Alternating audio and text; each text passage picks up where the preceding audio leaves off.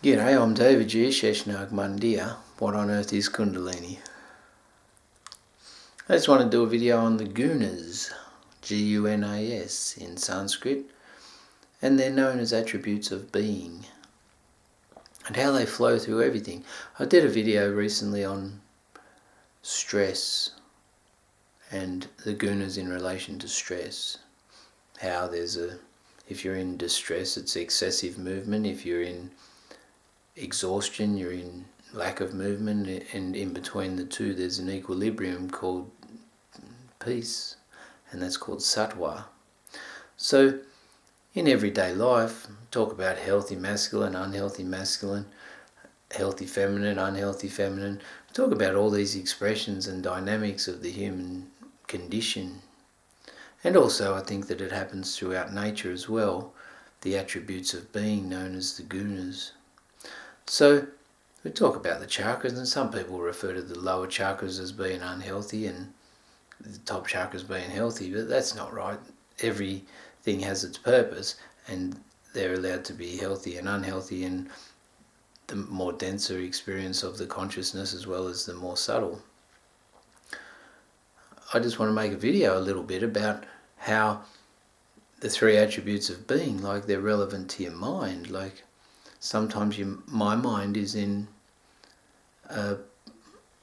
let's say if it was in an anxiety experience, then it'd be in the rajasic phase of the gunas, which is excessive movement.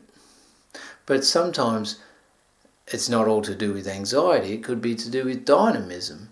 If I want to create something, or I want to get going and put something into action, then that's also a rajasic experience where I need movement or excessive movement or a lot of motivation to actually get to where I'm going. Then there's the lack of movement, which is tamasic. And in that, not much gets done. It's the one that holds back. But also, it can be lethargic, it can be heavy, it can be inactive.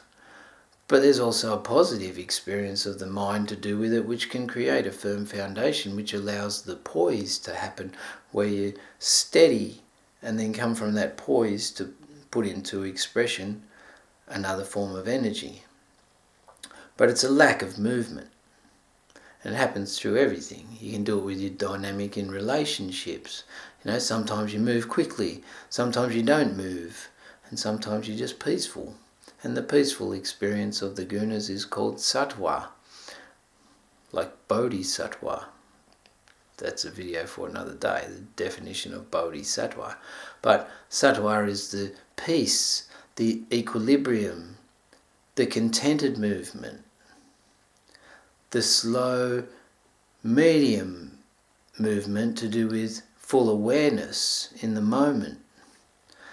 And these energies, rajasic, excessive movement, tamasic, lack of movement, sattva, balanced movement, they are expressed in the dynamic of the human condition throughout the whole day, throughout the whole life.